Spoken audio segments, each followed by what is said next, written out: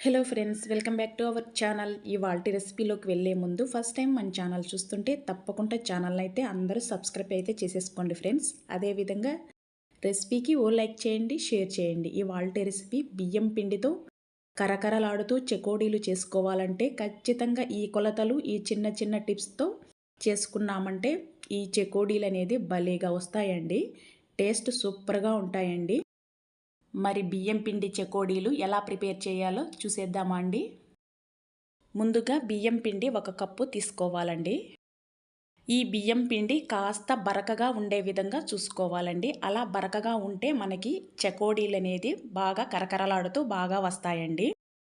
ఈ బియ్యం పిండి బాగా మెత్తగా చేసుకున్నామంటే ఈ చెకోడీలు అనేది అస్సలు రావండి, మెత్తగా వస్తాయండి. కాస్త ఈ చిట్కా అయితే పాటించండి. బియ్యం పిండి ఎప్పుడైనా కాస్త బరకగా ఉన్నప్పుడే చెకోడీలు కరకరలాడుతూ క్రిస్పీగా వస్తాయండి.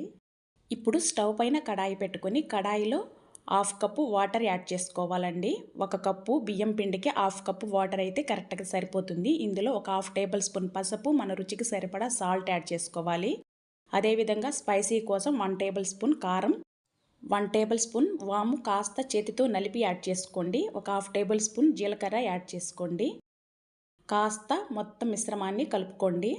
సాల్ట్ యాడ్ చేసేటప్పుడు కాస్త తగ్గించే యాడ్ చేసుకోండి, లేకపోతే చెకోడీలు బాగా ఉప్పగా వస్తాయండి.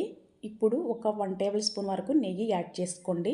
అదేవిధంగా 1/2 టేబుల్ స్పూన్ మిరియాల పౌడర్ కాస్త కచ్చాపచ్చా నలకొట్టి యాడ్ చేసుకోండి.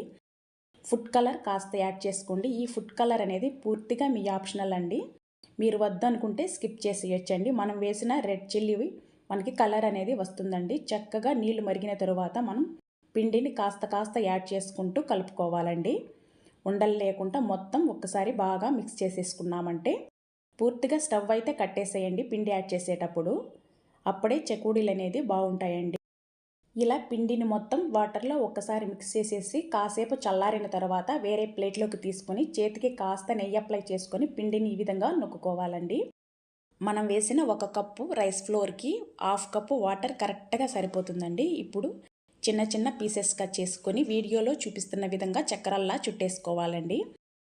ఈ చెకోడీలు చుట్టుకోవటం చాలా ఈజీనేనండి. ఇదే విధంగా మొత్తం పిండిని ఇలా చెకోడీలు ప్రిపేర్ చేసి పక్కన పెట్టుకొని స్టవ్ పైన కడాయి పెట్టుకొని కడాయిలో డీప్ ఫ్రైకి సరిపడా ఆయిల్ అనేది యాడ్ చేసుకోవాలండి. ఆయిల్ హీట్ అయిన తర్వాత మనం ముందుగా ప్రిపేర్ చేసుకున్న చెకోడీలు ఒకటిగా వేసుకోవాలండి. ఒకదానికొకటి అంటుకోకుండా విడివిడిగా వేసుకోవటానికి ప్రయత్నించండి. ఈ చెకోడీలు చేసుకోవటం చాలా ఈజీ అండి. చాలా సింపుల్ మెథడ్లో చక్కగా చేసేసుకోవచ్చండి. ఒక్కసారి కొలతలు అనేది కరెక్ట్గా తెలుసుకున్నామంటే మనకి ఈ చెకోడీలు అనేది పర్ఫెక్ట్గా వచ్చేస్తాయండి. చూడండి, ఇప్పుడు ఈ చెకోడీలు దూరగా వేపుకుని తీసేసుకున్నామంటే రుచికరమైన కరకరలాడే చెకోడీలు రెడీ అయిపోతాయండి. చాలా సింపుల్గా ఉంది కదండి. మీరు కూడా ఫస్ట్ టైం చేసే వాళ్ళైనా చాలా ఈజీగా ఈ చెకోడీలను ప్రిపేర్ చేసేసుకోవచ్చండి. ఇలా ప్రిపేర్ చేసి స్టోర్ చేసుకున్నామంటే మనకి రైస్లోకి సైడ్ డిష్గా చాలా బాగుంటాయండి. మనం ఈ చెకోడీలు ప్రిపేర్ చేసేటప్పుడు చిన్న చిన్న టిప్స్ గుర్తుపెట్టుకున్నామంటే సరిపోతుందండి. మనకి రైస్ ఫ్లోర్ అనేది కాస్త బరకగా ఉండే విధంగా చూసుకోవాలి. అదేవిధంగా 1 కప్పు రైస్ ఫ్లోర్కి ఒక 1/2 కప్పు వాటర్ యాడ్ చేసుకోవాలండి. చాలా సింపుల్ అండి చేసుకోవటం. చూడండి, కరకరలాడుతూ మన బియ్యం పిండి చెకోడీలు రెడీ అయిపోయాయండి.